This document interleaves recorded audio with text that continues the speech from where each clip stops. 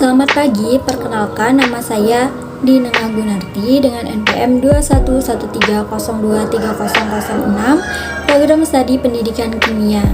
Di sini saya akan menjelaskan Undang-Undang Nomor 12 Tahun 2010.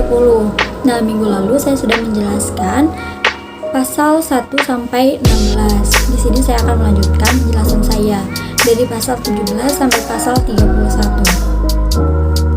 Pasal 17 yang pertama yaitu evaluasi dilakukan dalam rangka pengendalian mutu pendidikan kepramukaan sebagai bentuk akuntabilitas penyelenggaraan pendidikan kepramukaan kepada pihak yang berkepentingan. Nah, yang kedua, evaluasi dilakukan terhadap peserta didik, tenaga didik, dan kurikulum pada setiap jenjang dan satuan pendidikan kepramukaan. Nah, yang ketiga, evaluasi terhadap peserta didik dilakukan oleh pembina. Yang keempat, evaluasi terhadap tenaga pendidik dilakukan oleh Pusat Pendidikan dan Pelatihan Nasional yang dibentuk oleh Kuartir Nasional. Yang kelima, evaluasi terhadap kurikulum pendidikan kepramukaan dilakukan oleh Pusat Pendidikan dan Pelatihan Nasional yang dibentuk oleh Kuartir Nasional. Selanjutnya pasal 18 yang pertama yaitu akreditasi dilakukan untuk menentukan kelayakan kegiatan dan satuan pendidikan kepramukaan pada setiap jenjang pendidikan kepramukaan. Nah, yang kedua, akreditasi dilakukan atas dasar kriteria yang bersifat terbuka dan dilakukan oleh lembaga akreditasi sesuai dengan peraturan perundang-undangan. Selanjutnya pasal 19. Pasal 19 yang pertama yaitu sertifikat berbentuk tanda kecakapan dan sertifikat kompetensi. Nah, yang kedua, tanda kecakapan diberikan kepada peserta didik dengan pengakuan terhadap kompetensi peserta didik melalui penilaian terhadap perilaku dalam pengamalan nilai serta uji kecakapan umum dan uji kecakapan khusus sesuai dengan jenjang pendidikan kepramukaan. Nah, yang ketiga, sertifikat kompetensi bagi tenaga pendidik diberikan oleh Pusat Pendidik dan Pelatihan Kepramukaan pada tingkat nasional. Nah, pasal 20 yang pertama yaitu gerakan pramuka bersifat mandiri, sukarela, dan non-politis. Yang kedua, satuan organisasi gerakan pramuka terdiri atas gugus depan dan kuartir. Nah, selanjutnya pasal 21.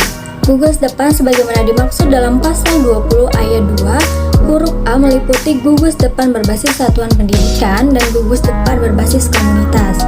Selanjutnya pasal 22. Yang pertama yaitu gugus depan berbasis satuan pendidikan sebagaimana dimaksud dalam pasal 21 meliputi gugus depan di lingkungan pendidikan formal. Sedangkan yang kedua yaitu gugus depan berbasis komunitas sebagaimana dimaksud dalam pasal 21 meliputi gugus depan komunitas kewilayahan, agama, profesi, organisasi kemasyarakatan, dan komunitas lain. Selanjutnya pasal 23. Kuartir sebagaimana dimaksud dalam pasal 20 ayat 2 huruf B terdiri atas yang pertama yaitu kuartir ranting, yang kedua yaitu kuartir cabang, yang ketiga kuartir daerah, dan yang keempat kuartir nasional. Nah, selanjutnya pasal 24. Pasal 24 yaitu gugus depan sebagaimana dimaksud dalam pasal 20 ayat 2 huruf A dibentuk melalui musyawarah anggota pramuka. Nah, selanjutnya pasal 25. Pasal 25 yang pertama itu gugus depan sebagaimana dimaksud dalam pasal 24 dapat berbentuk kuartir ranting. Nah, yang kedua, kuartir ranting sebagaimana pada ayat 1 dapat membentuk kuartir cabang. Selanjutnya, pasal 26 yang pertama, kuartir cabang sebagaimana dimaksud dalam pasal 25 ayat 2 dapat membentuk kuartir daerah. Yang kedua, kuartir daerah sebagaimana dimaksud pada ayat 1 dapat membentuk kuartir nasional. Selanjutnya, pasal 27 yang pertama, kepengurusan kuartir sebagaimana dimaksud pada pasal 23 dipilih oleh pengurus organisasi gerakan pramuka yang berada di bawahnya secara demokratis melalui musyawarah kuartir. Yang kedua, kepengurusan sebagaimana dimaksud pada ayat 1 tidak terikat dengan jabatan publik. Bagian ketiga, kuartir ranting, kuartir cabang, kuartir daerah, dan kuartir nasional. Nah, selanjutnya pasal 28. Yang pertama yaitu kuartir ranting sebagaimana dimaksud dalam pasal 23 huruf A merupakan satuan organisasi gerakan kepramukaan di kecamatan. Nah, yang kedua, kuartir ranting mempunyai tugas memimpin dan mengendalikan gerakan pramuka dan kegiatan kepramukaan di kecamatan.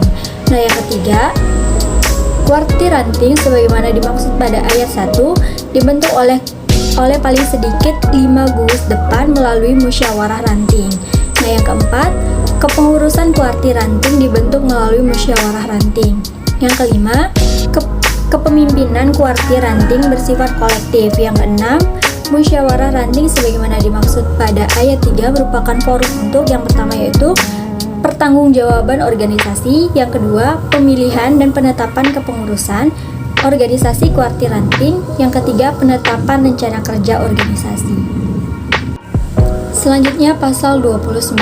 Yang pertama, kuartir cabang sebagaimana dimaksud dalam pasal 23 huruf B merupakan organisasi gerakan pramuka di kabupaten atau kota. Yang kedua, kuartir cabang mempunyai tugas memimpin dan mengendalikan gerakan pramuka dan kegiatan kepramukaan di kabupaten atau kota. Yang ketiga, kuartir cabang sebagaimana dimaksud pada ayat 1 dibentuk melalui musyawarah cabang. Yang keempat, kepengurusan kuartir cabang dibentuk melalui musyawarah cabang. Yang kelima, kepemimpinan kuartir cabang bersifat kolektif. Yang keenam, musyawarah cabang sebagaimana dimaksud pada ayat 3 merupakan forum untuk yang pertama yaitu pertanggungjawaban organisasi, yang kedua pemilihan dan penetapan kepengurusan organisasi kuartir cabang, yang ketiga penetapan rencana kerja organisasi. Nah, pasal 30 yang pertama yaitu kuartir daerah sebagaimana dimaksud dalam pasal 23 huruf C merupakan organisasi gerakan pramuka di provinsi. Nah, yang kedua, kuartir daerah mempunyai tugas memimpin dan mengendalikan gerakan pramuka dan kegiatan kepramukaan di provinsi. Yang ketiga, kuartir daerah sebagaimana dimaksud pada ayat 1 dibentuk melalui musyawarah daerah. Yang keempat, kepengurusan kuartir daerah dibentuk melalui musyawarah daerah. Yang kelima, kepemimpinan kuartir daerah bersifat kolektif. Yang keenam, musyawarah daerah sebagaimana dimaksud pada ayat 3 merupakan forum untuk yang pertama pertanggungjawaban organisasi, yang kedua pemilihan dan penetapan pengurusan organisasi kuartir daerah, yang ketiga penetapan rencana kerja organisasi. Nah, yang terakhir yaitu pasal 31. Yang pertama, kuartir nasional sebagaimana dimaksud dalam pasal 23 huruf D merupakan organisasi gerakan pramuka lingkup nasional. Yang kedua, kuartir nasional mempunyai tugas memimpin dan mengendalikan gerakan pramuka serta kegiatan kepramukaan lingkup nasional. Nah, yang ketiga, kuartir nasional sebagaimana dimaksud pada ayat 1 dibentuk melalui musyawarah nasional. Nah, yang keempat, kepengurusan kuartir nasional dibentuk melalui musyawarah nasional. Yang kelima, kepemimpinan kuartir nasional bersifat kolektif.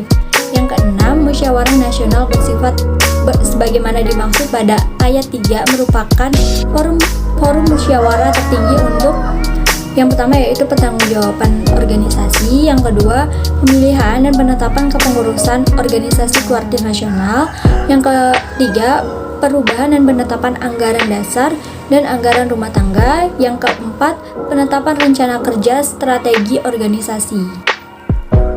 Sekian penjelasan tentang Undang-Undang Nomor 12 Tahun 2010 dari pasal 17 sampai 31.